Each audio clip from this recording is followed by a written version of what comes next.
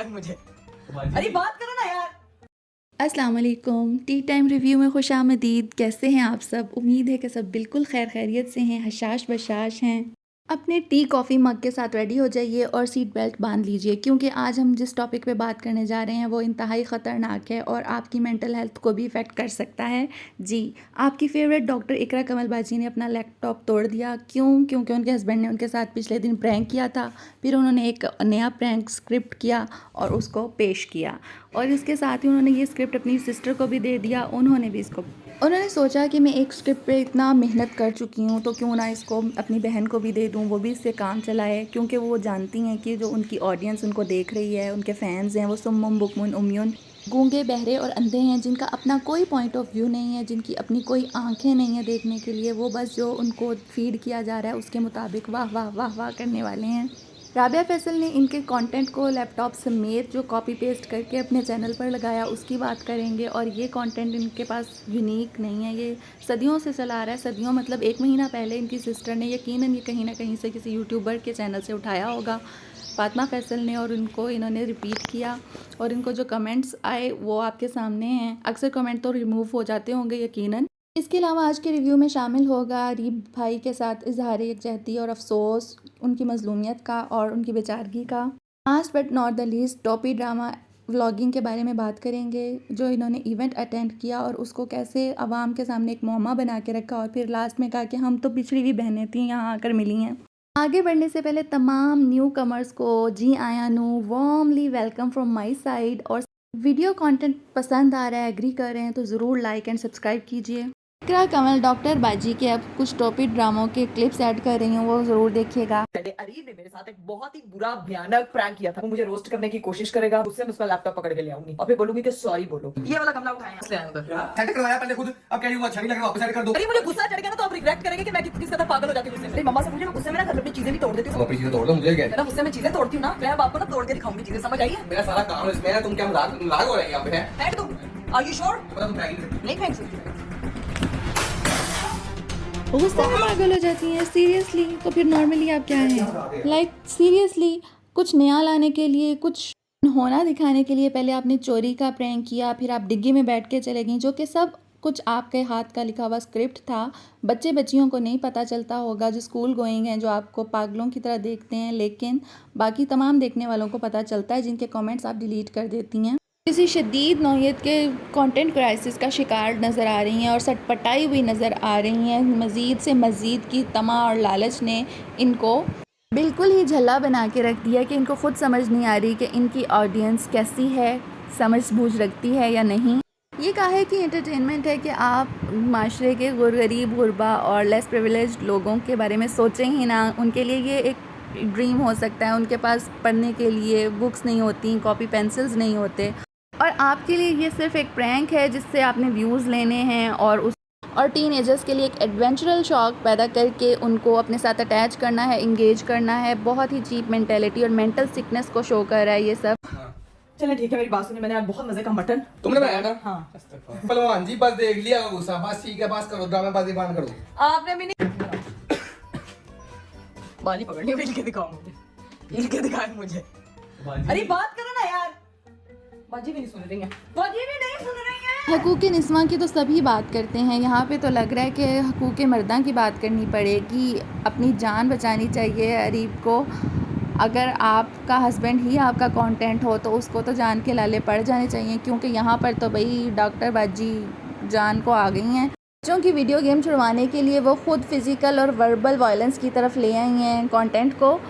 और ये सारा क्रैप माल ये कहाँ से उठा रही हैं जी? व्लॉगिंग के जो दादा अब्बू हैं, वो डकी भाई, वो उनकी आपने रिसेंट फ़ाइट देखी होगी रजब के साथ, और इसके अलावा भी वो अपने भाई के साथ फ़िज़िकल वायलेंस करते रहते हैं। और वर्बल अब्यूज़ तो उनकी पूरी दुनिया ही वाकिफ़ है उनकी रोस्टिंग से, कौन नहीं जानता। उनके बाद तमाम व्लॉगर्स फेमस हों या न्यू हों, वो सब उन्हीं को कॉपी करते हैं किसी ना किसी तरह से, किसी ना किसी पॉइंट पर। आवाम को इन्होंने खिलौना बनाकर उनके जज्बात और उनकी साइकोलॉजी से खेलने का ठेका उठाया हुआ है। ड्रामेटिक व्लॉगिंग की हरगिज़ ज़रूरत नहीं है। ड्रामा इंडस्ट्री बहुत बड़ी है पाकिस्तान की, इसके अलावा फ़िल्म इंडस्ट्री हर लेवल पे मौजूद है। यंग जनरेशन और इवन अपने बच्चों के लिए किस किस्म का इकोसिस्टम और किस किस्म के एनवायरनमेंट को आप क्रिएट कर रहे हैं, यंग जनरेशन के फ्यूचर को तबाह बर्बाद करने से पहले आपको चाहिए कि आप अपनी मेंटल हेल्थ के लिए कोई साइकोथेरेपी ज़रूर करवा लें या किसी डॉक्टर का नुस्खा ले लें। वैसे तो आप ख़ुद डॉक्टर साहिबा हैं और आपके वालिद भी, लेकिन वो आजकल आपकी फ़ील्ड को ज्वाइन किए हुए नज़र आते हैं ज़्यादातर।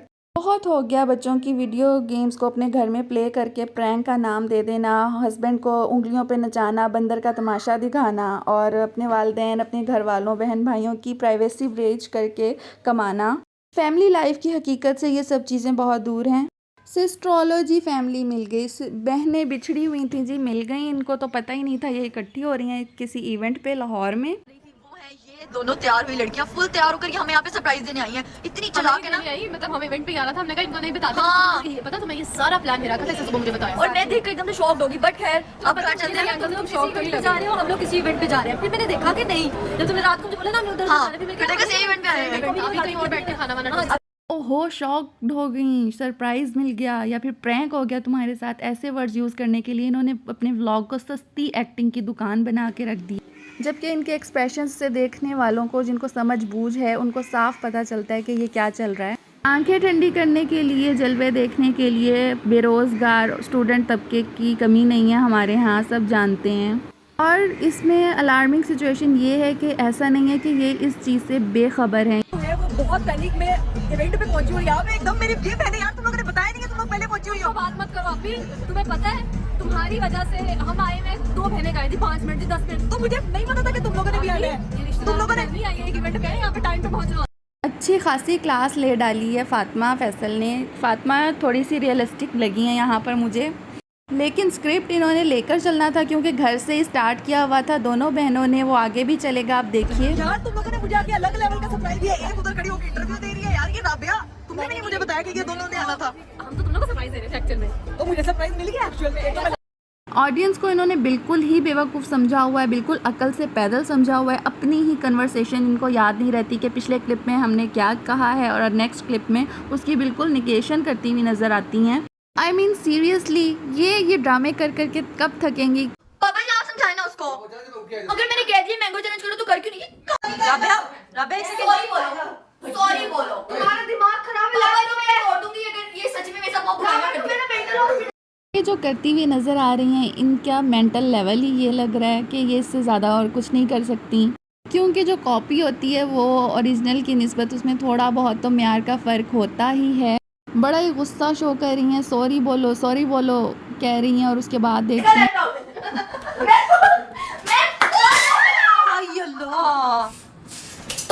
तुम्हारा लैपटॉप क्या हंस रही हो? ये लैपटॉप तो पहले से ही टूटा हुआ था। दिन भर एक्टिंग कर कर के वालिदैन भी तंग आकर बैठे हुए थे, चिल कर रहे थे, कोई रिएक्शन नहीं उन्होंने शो किया।